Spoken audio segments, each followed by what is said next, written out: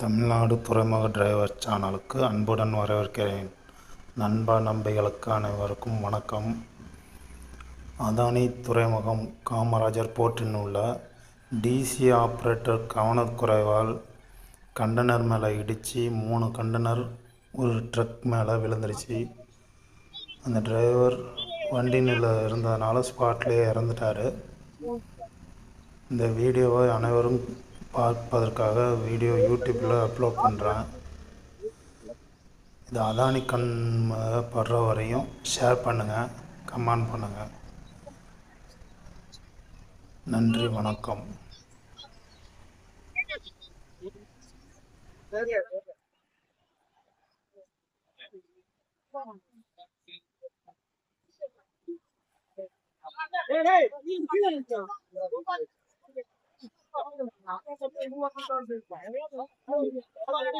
Photo எடுக்கானா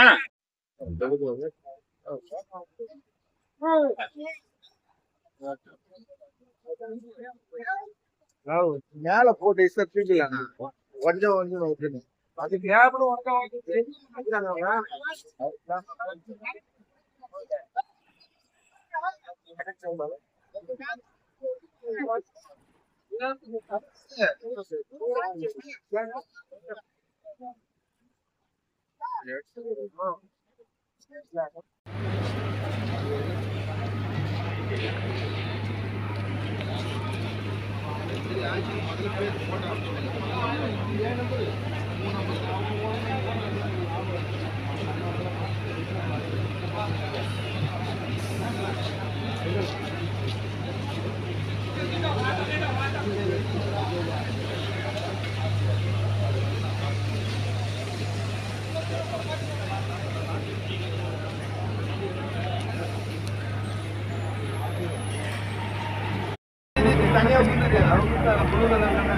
ரெண்டு மூணு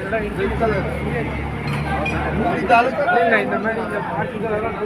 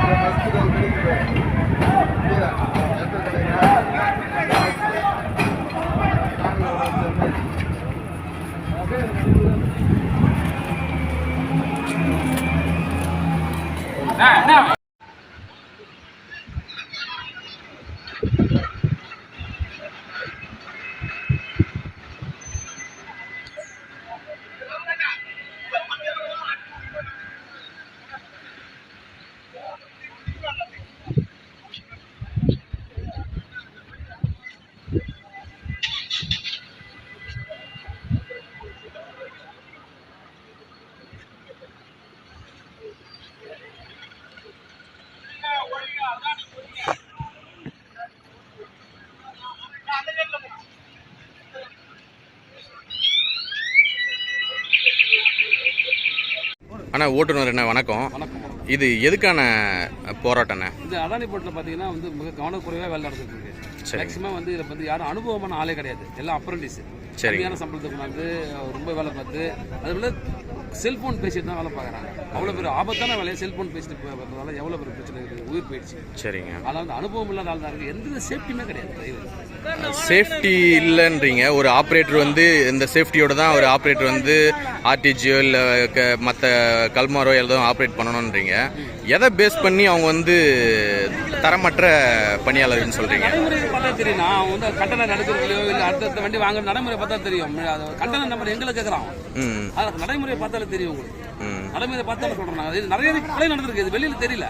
இந்த ஒரு கொலை தான் வெளியில. இந்த கண்டெய்னர் நேரா வச்சு அடுக்கிறத வச்சு முன்ன பின்ன சரீர மாதிரி அடுக்கிறத வச்சு சொல்றீங்க. சரியா அடுக்குவாங்க, இவன் சரியில்லாத பார்த்தாலே தெரியுது உங்களுக்கு.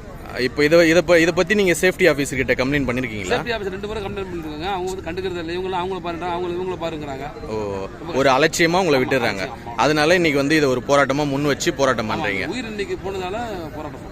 ஓகே, நன்றி. இது இந்த போராட்டம் எதுக்காகனா, எந்த ஒரு பாதிப்பும் இல்லாமல் நம்ம அதானி போட்டு உள்ள பார்க்கிங் போகிற வழியில் மொத்த டிரைவருங்களும் பார்க்கிங்கில் இருக்க டிரைவர்லாம் இங்கே போராட்டம் பண்ணிகிட்ருக்காங்க. இது ஒரு தகுந்த ஒரு ஓட்டுநருக்கு என்ன ஒரு உதவியோ நம்ம அரசாங்கத்தால் எந்த ஒரு உதவி கிடைக்குமோ அதை வந்து இந்த அரசாங்கம் முன் வந்து இதை கவனிச்சு ஒரு அதானி எதிர்க்கிறீங்க. ஓகே, அது வந்துட்டு நிர்வாகம் சரியில்லைன்னா அது அதானி அதை பொறுப்பேற்று இதை பண்ணணும். ரைட்டு தான். நம்ம வந்து மொத்தத்தையும் வந்து எதிர்க்க முடியாது. நமக்கு தேவைன்னாவும் நம்ம அதை தான் பூர்த்தி பண்ணிக்க முடியும். அதனால ஒரு இதை வந்து ஒரு அரசாங்க கண்ணோட்டத்துக்கு எடுத்துன்னு போயிட்டு இது ஒரு நல்ல சொல்யூஷன் வேணும். பெரும்பாலும் வந்து தமிழ்நாட்டு முதலமைச்சர் கவனத்துக்கு போகணும். தமிழ்நாட்டு முதலமைச்சருக்கு போகணும். நம்ம ஸ்டாலின் ஐயா அவர்கள் இதை கவனிக்கணும். இதுக்கு தகுந்த நடவடிக்கை எடுக்கணும். டிரைவர்களுக்கெல்லாம் வந்து ஸ்டாலின் ஐயா வந்து பார்த்து நல்ல ஒரு இதுக்கு ஒரு தகுந்த நடவடிக்கை எடுத்து இதுக்கு ஒரு நல்ல ஒரு முடிவு வரணும்னு முதல்வர் ஐயாவை நீங்க கேட்டுக்கிறீங்க. சரி, ஓகேங்க, நன்றி, வணக்கம். இந்த டிரைவருக்கு அந்த நிகழ்வு யாரும் உள்ள வரும்போது கொஞ்சம் தெரிவிச்சிடும். இந்த டிரைவருக்காக ஒரு நிகழ்ச்சி எல்லாம் கண்ணீர் செலுத்தலாம். உள்ள வரும்போது தயவு செய்து சொல்றேன், நாளைக்குள்ள இங்க ஏதாச்சும் ஒரு டிசி ஆம்புலன்ஸ் ஒரு இடத்துல ஏற்றும் போது கீழே செக்கர் இல்லைன்னா வண்டி விட்டு இறங்காதீங்க. செக்கர் வந்தாதான் நாங்கள் கண்டெய்னர் ஏற்றுவோம் இறக்கும் சொல்லி அந்த அவேர்னஸ் அவங்க கொடுத்துருக்காங்க. செக்கர் இல்லாம ஏற்றவும் கூடாது, இறக்கக்கூடாது. சேஃப்டி நம்மளுக்கு வந்து கிளீனர் கிடையாது. ஒரு கிளீனர் இருந்தால் தான் உள்ள துறைமுகத்தில் வந்து நம்ம லெஃப்ட் சைடில் பார்க்கறது கொள்றது. இனிமேல் அந்த செக்கர் வந்தால் தான் உள்ள இறக்குறது ஏற்றுறது. இந்த துறைமுகத்துக்கு மட்டும் இல்லை, இங்கே இருக்கிற சென்னையில் 4 துறைமுகத்தில் நம்ம வந்து சங்கத்து மூலமாக அந்த உறுதிமொழி வச்சு நான் நாளைக்கு சர்ச்சர் எல்லாரும் போடுவேன், மெயில் போடுவேன். ஏன்னா இன்னைக்கு நடந்த உயிரிழப்பு இனிமேல் இந்த சென்னை துறைமுகத்தில் ஒரு டிரைவருக்கு நடக்கக்கூடாது. இது போல ஒரு சங்கத்துக்கிட்ட ஒரு நிறுவனத்துக்கிட்ட போய் நம்மளால சண்டை போட முடியாது. பாதிப்புனால நம்ம டிரைவர் தொழில் சங்கத்திலேருந்து எல்லாமே காலையிலேருந்து சூழ்நிலை இல்லாமல் இருக்கீங்க. அந்த டிரைவர் இழப்பீட்டுக்கு வந்து பேசி கம்பெனியில் கீழேருந்து பேசி ஒரு இது பண்ணி அவங்க கம்பெனியில் நம்ம காலையில் வந்து 50 லட்ச ரூபா கேட்டோம். அவங்க 50 லட்ச ரூபா கொடுக்க முடியாதுன்ட்டாங்க. 10 லட்ச ரூபா தருவாங்க. 5 லட்ச ரூபா சொல்லிட்டு ஒரு 22 லட்ச ரூபா அவங்க குடும்பத்துக்கு இழப்பீடு. ஐயா ஏங்க இவர் தவறுங்க, 18 ரூபான்னு சொல்லியிருக்காங்க. இன்னும் ஒரு 2 சேர்த்து கொடுத்து சொல்லியிருக்கோம். நீங்கள் அடிச்சு விட்டுட்டு கூட சொல்லிட்டு அப்புறம் நீங்கள் என்ன பண்ணுவீங்கன்னா நேரம் அவங்க இப்போ ஒய்ஃபுக்கு சொல்லிடுவீங்க. அப்புறம் என்ன இவரை கேட்பாங்க அவங்க என்ன தருவாங்கன்னு சொன்னாங்கல்ல, உங்களை கூப்பிட்டு சொன்னாங்கல்ல, என்ன பண்ணா அவங்க தரேன்னு சொன்னாங்கன்னு சொன்னாங்கல்ல. அசோசியேஷன் பேசினாதான் வந்து வாங்கி தர முடியும்னு சொன்னாரு. நீங்களா ஓகே, நோ ப்ராப்ளம். இது அதை நீங்க சொன்னீங்கல்ல, அவங்க ஒய்ஃபெல்லாம் இருக்காங்க, அங்க போய் கம்ப்ளைண்ட் டிராப் பண்ணுவோம். இப்ப நீங்க 20ல இருக்கிறீங்க, எங்க 18ல இருக்காங்க. கண்டிப்பா 20 வரைக்கும் பேசி பார்ப்போம். ஒண்ணுமே இல்லைன்னா 18ல இருந்துட்டு மேற்கொண்டு என்னங்கிறதையும் நம்ம பேசுவோம். அந்த லாரி ஓனர் இருக்காருல்ல, அவரோட பேசுவோம். லாரிக்கும் பாதிக்கப்பட்டிருக்கு, லாரிக்கும் இன்சூரன்ஸ் பண்ணணும். இன்னும் ஒரு லாரிக்கு அடிபட்டிருக்கு, அதுக்கும் பண்ணணும். பேசுவோம். இன்னொரு வண்டி அடிபடுத்த ஒரு 1.5 லட்ச ரூபா செலவு. அட்லீஸ்ட் ஒரு 50,000 ரூபா அந்த ஓனர் ஒரு வண்டி தான் வச்சிருக்கோம். செகண்ட் வண்டி சார், சின்ன வண்டி செகண்ட் வண்டி 1.5 லட்ச ரூபா செலவா ஒரு கேபின் கட்டுறதுக்கு. நீங்க 50,000 ரூபா கொடுங்க, நாங்க அதிகமா தான் கேட்கல. அந்த ஓனர் கொடுங்க. நீங்க ஒரு கட்டினா கூட நீங்க 1000 ரூபா வாங்கி இன்சூரன்ஸ் பண்ணுவாங்க. அதை நீங்க மேனேஜ்மென்ட் பேசுங்க.